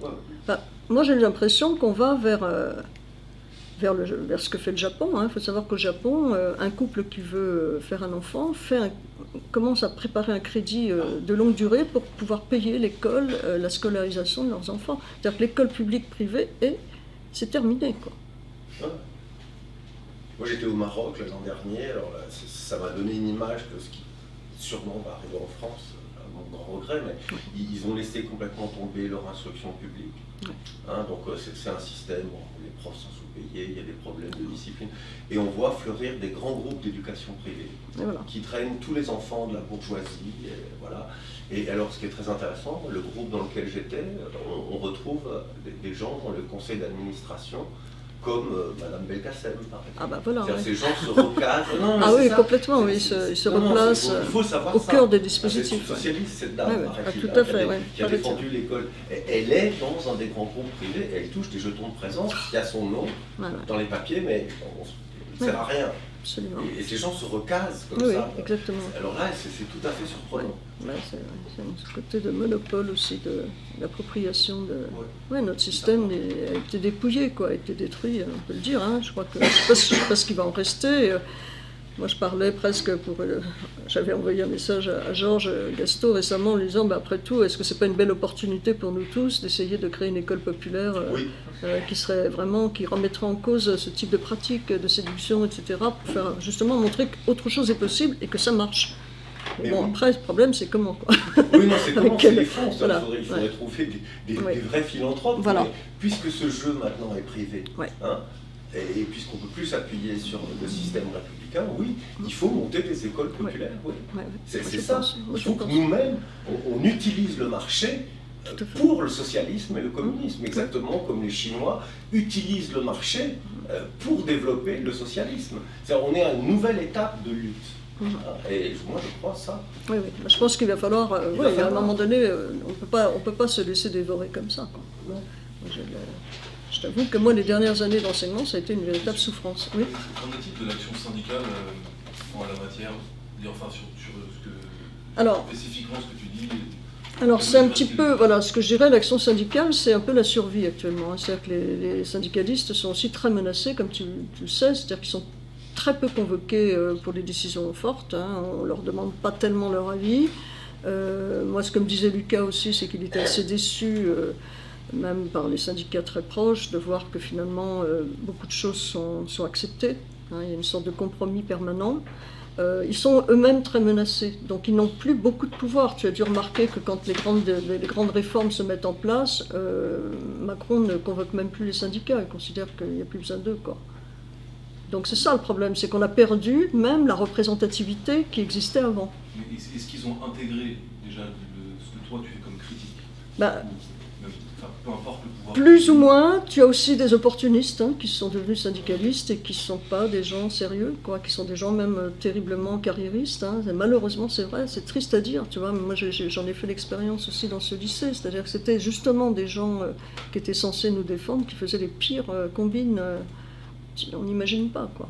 Oui, mais dans les textes des fédérations Alors moi, j'ai le sentiment, alors là, j'ai l'impression qu'il y a un syndicat qui échappe un petit peu au contrôle de l'État. Peut-être triste à dire comme ça, mais il y en a un, il me semble, c'est Sud Éducation, qui résiste et qui donne des outils aux enseignants pour se défendre, notamment pour le harcèlement. Ils ont fait un dossier extraordinaire. Ils sont là aussi sur le plan juridique pour agir.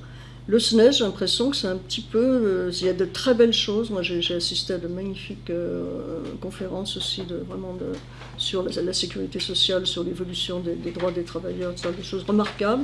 Mais on a aussi tout un ensemble de décideurs qui sont un petit peu dans un système bureaucratique où chacun s'est placé là et il tient à son pouvoir, quoi. Malheureusement. C'est un peu ça. J'ai une question. Vous avez dressé une critique de l'enseignement par l'éducation, mais vous avez assez peu exprimé des solutions, des choses à mettre en place pour bien éduquer. Donc la question est qu'est-ce qu'il faudrait faire? Alors qu'est-ce qu'il faudrait faire pour bien éduquer, tu veux dire, dans toutes les disciplines finalement? Déjà, la première chose, je pense qu'on ne peut pas fonder une relation pédagogique sur la ruse et le mensonge et la dissimulation comme c'est fait là, avec un jeu permanent de feinte et de contre-feinte. Ça, je pense que c'est très malsain, et c'est pas ça qui va permettre aux élèves de se sentir en confiance et à l'aise avec un enseignant. Donc ça, je pense que déjà, il faut bannir ce type de procédé. Mais en tout cas, la communication qu'on peut avoir avec les élèves est aussi très importante. Donc là encore, quel choix on va faire? Est-ce que c'est un choix rationnel ou est-ce que c'est un choix de séduction affective? On parle beaucoup de pédagogie explicite. C'est intéressant effectivement que les élèves sachent, en commençant à travailler avec un enseignant, quelles vont être les conditions d'évaluation, quelles vont être les conditions de travail ensemble, qu'ils arrivent à comprendre un petit peu. Moi, je suis beaucoup pour une pédagogie de contrat, entre guillemets, un peu à la manière du contrat social, c'est-à-dire qu'il y a des règles, quoi, il y a des choses. Et restaurer l'autorité de l'enseignant, je me dirais que c'est la première condition pour arriver à rétablir, pas une autorité autoritaire comme le veut l'ultra-droite actuellement, qui dit voilà, il faut revenir à l'autorité d'avant, etc. Bon, c'est pas de ça dont je parle d'une autorité éducative sérieuse, qui n'a rien à voir avec l'autorité autoritariste. Là encore, il faut faire attention à ce qu'on dit. Mais une autorité qui permette à chacun de respecter l'autre. Aujourd'hui, on a donné tellement de droits aux élèves, on a enlevé... Pour moi, aujourd'hui, l'enseignant, je ne sais pas si vous connaissez cette fable de La Fontaine, c'est le lion amoureux. Le lion amoureux, les parents d'une biche, je crois, voient que le lion amoureux va épouser la biche et les parents disent écoute, on t'aime beaucoup mais on aimerait bien quand même te couper tes griffes parce que quand tu vas la caresser, tu vas la blesser, quoi. Et donc l'enseignant, c'est ça en fait, on lui a coupé son autorité, on lui a enlevé et il va se faire dévorer à la première occasion, et par les parents, et par l'administration, et par les chefs d'établissement, et par les élèves qui ne vont pas se priver puisqu'ils savent qu'aujourd'hui on peut le faire. Donc le gros problème, je dirais, c'est aussi ça, c'est les conditions qui permettent d'enseigner. Tu ne peux pas enseigner dans une classe où les élèves arrivent en chahutant, et même si tu as de l'autorité, tu t'aperçois que c'est fini aujourd'hui. C'est-à-dire qu'on a mis en sorte, on a mis en place un système qui fait que ça ne peut plus fonctionner. Donc il faut rétablir un contrat. Moi j'y crois beaucoup à ça. Un contrat où de part et d'autre il y a un engagement. Les règles sont claires. Si elles ne sont pas claires, si on triche, si pour les uns c'est comme ci, pour les autres c'est pas comme ça, c'est évident que l'élève il va se sentir mal à l'aise, il va devenir violent. Et c'est un peu ce qui se passe aujourd'hui. C'est-à-dire que les règles ne sont pas les mêmes pour tous. Moi j'ai vu qu'on a dans certains lycées, notamment dans le sud de la France, des élèves qui sont très protégés quand même. Hein. Très protégés. Qui peuvent faire effectivement tout ce qu'ils veulent, en toute impunité. Et d'autres pour la moindre chose qui seront sanctionnés. Donc là aussi, il y a un traitement inégalitaire entre les élèves.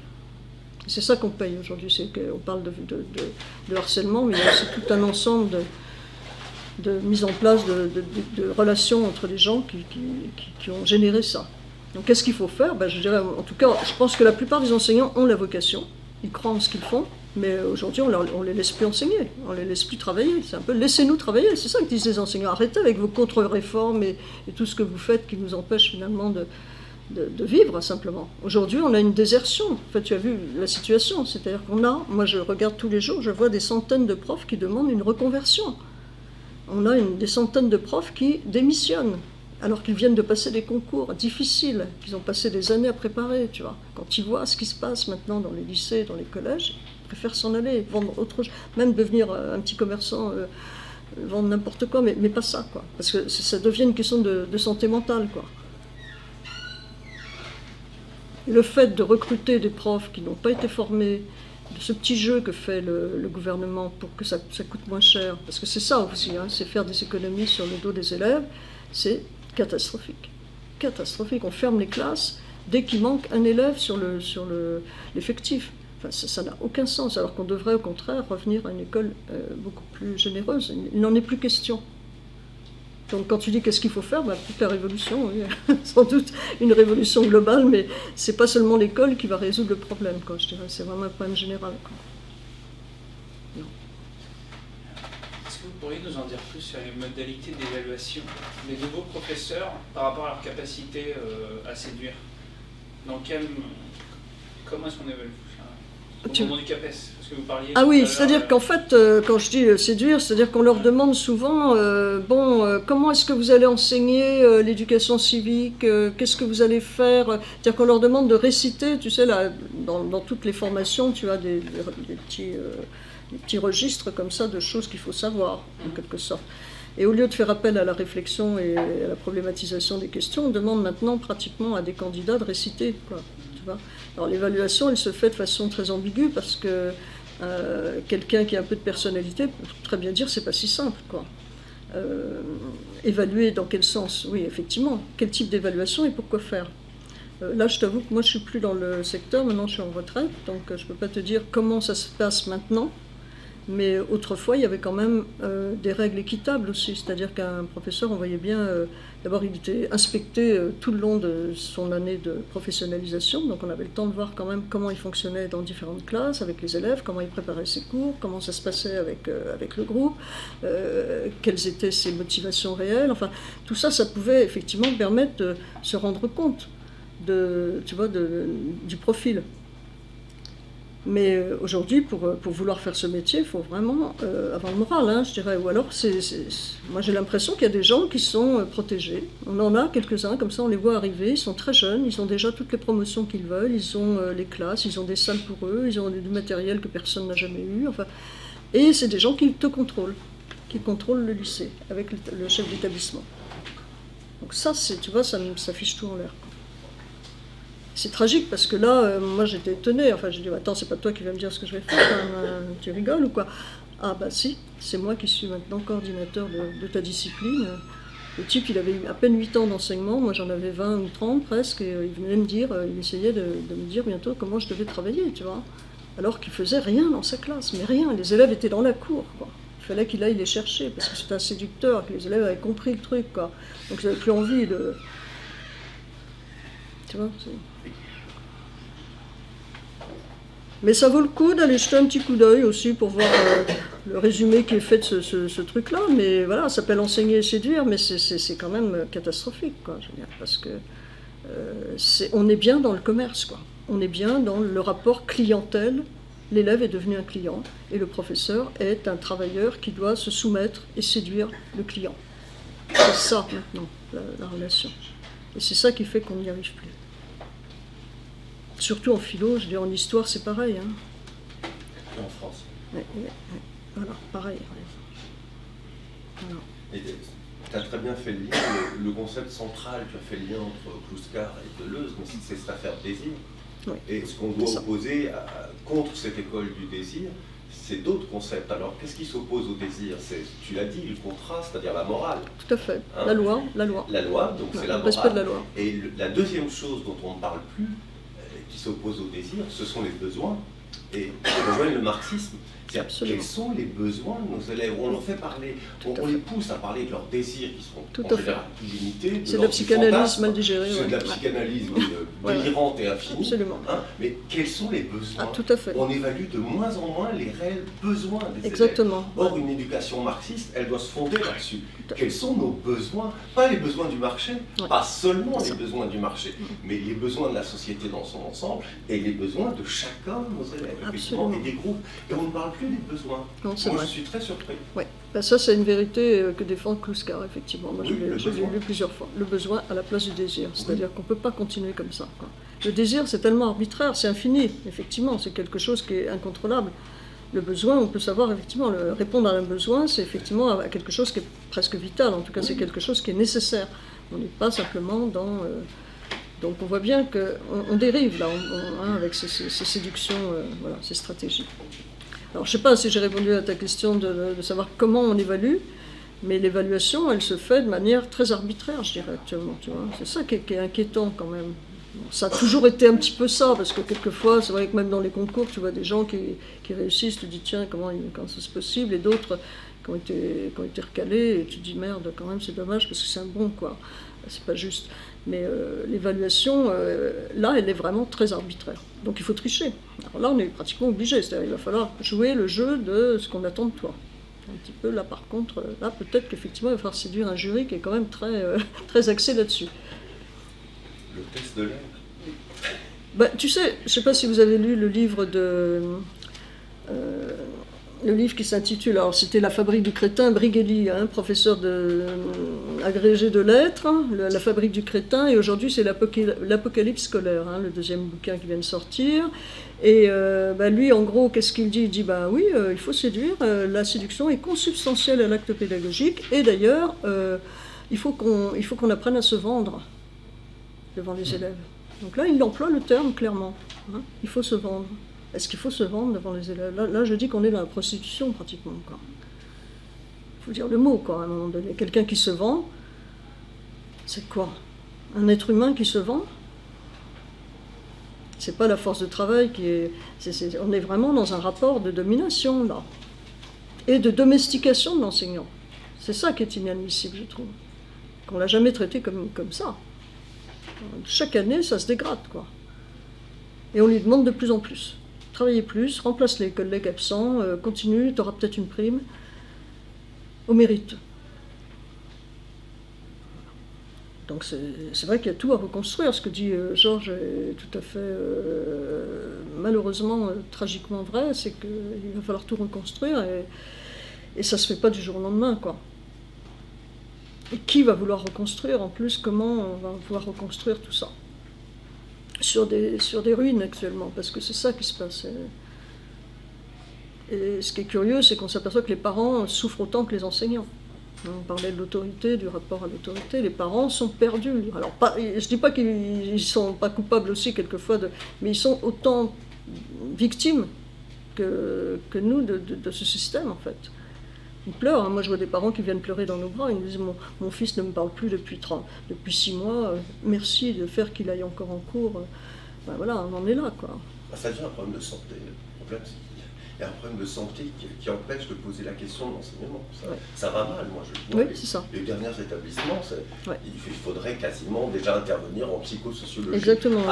Avant de pouvoir aborder le problème de la transmission disciplinaire. Ouais. On est dans un truc de fou, au sens... Oui, parce que on est dans une société qui est très, malade. très violente, malade. Oui. Oui, voilà. Et c'est ça qui se répercute pour... Et ce qui est fou, c'est qu'on a de plus en plus de jeunes qui viennent essayer de se former après, hein, alors qu'ils travaillent, ils ont un petit boulot de merde pas payé, et ils sont prêts à prendre des cours particuliers pour rattraper ce qu'ils n'ont pas pu apprendre, parce que tout à coup ils se disent « mince, j'ai envie de communiquer autrement, j'ai envie de... Est-ce que vous pouvez m'aider ?» Tu vois, c'est incroyable. Le système fonctionne très bien de ce point de vue-là.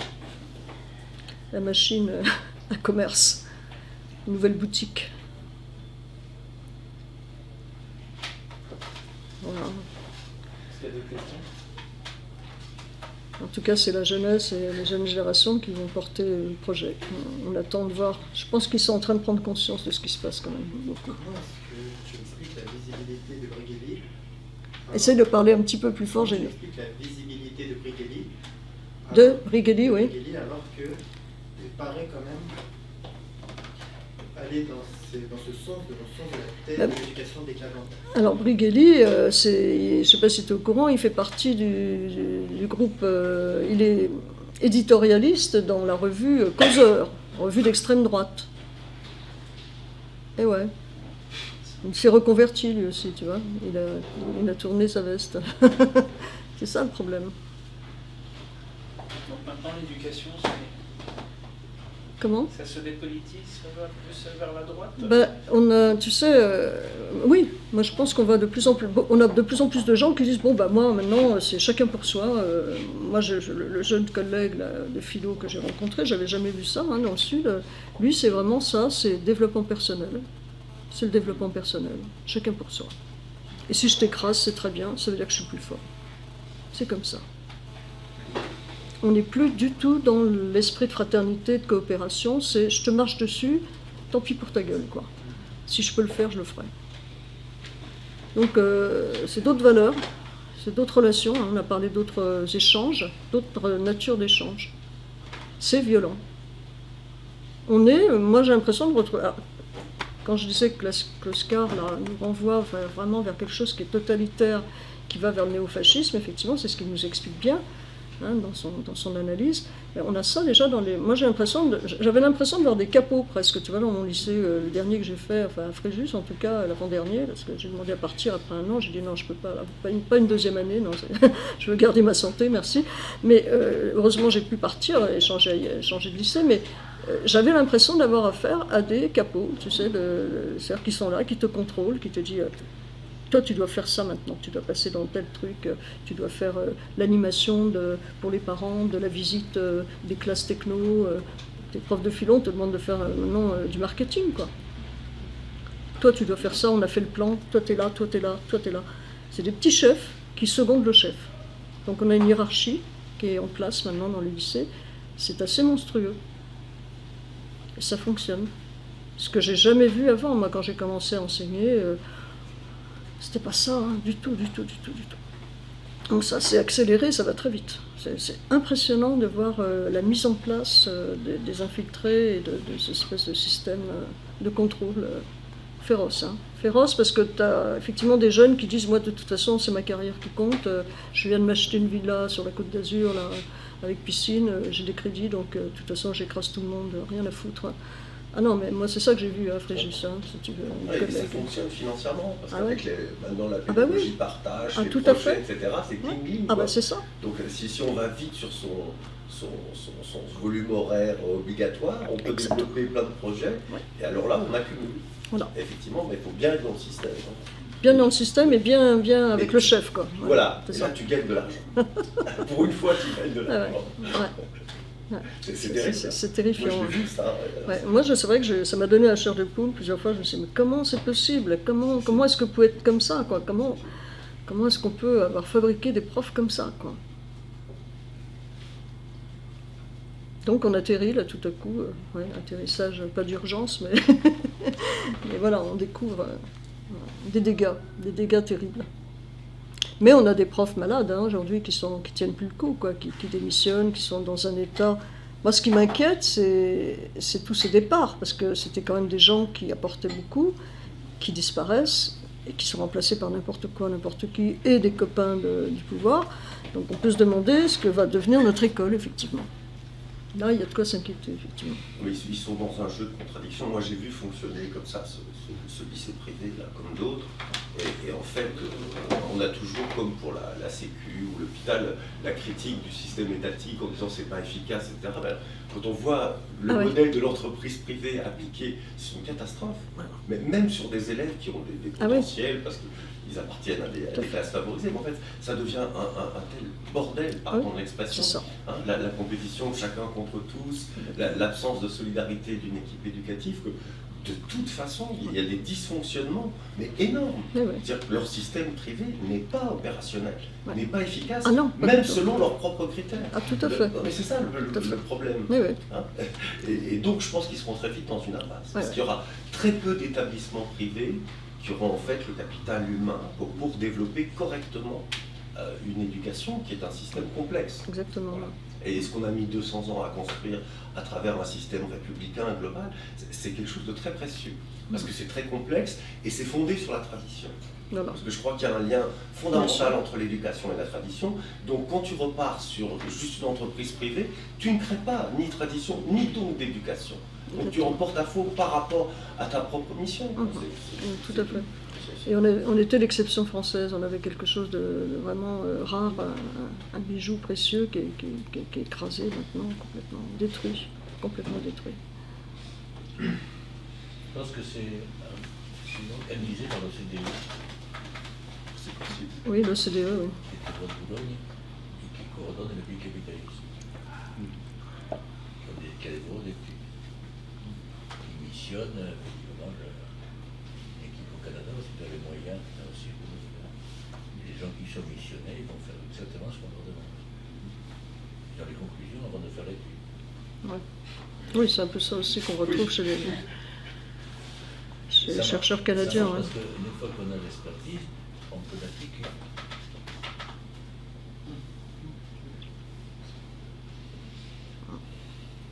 Ça touche aussi le Japon, ça touche l'ensemble des pays capitalistes.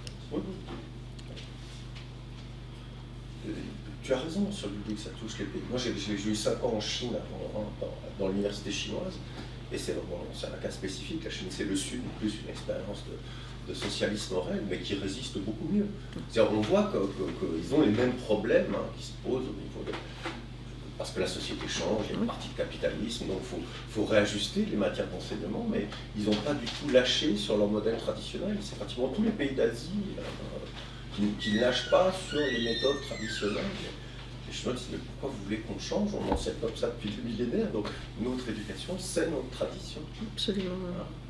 C'est ça qui est terrible, c'est cette facilité qu'on a eue à laisser passer ces contre-réformes successives qui ont vraiment démoli tout, quoi.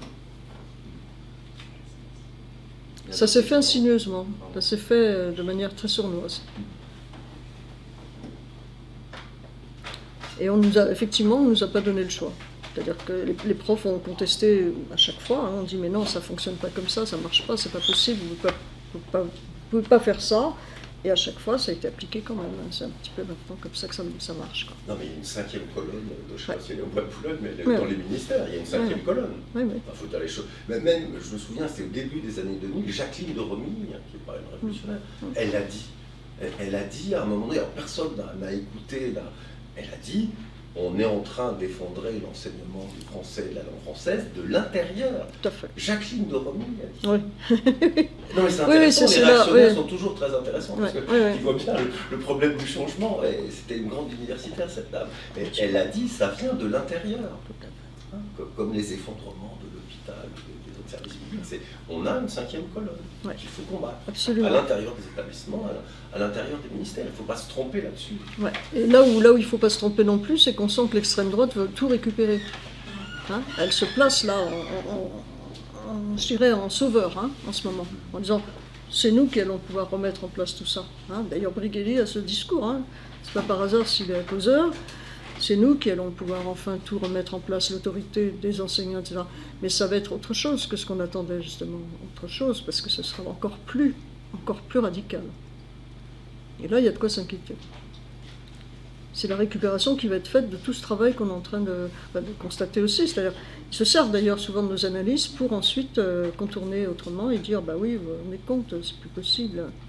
Mais pour faire autrement, de manière plus radicale, de manière fasciste, effectivement. C'est-à-dire qu'on met des capots partout. Et celui qui ne marche pas, on l'élimine direct.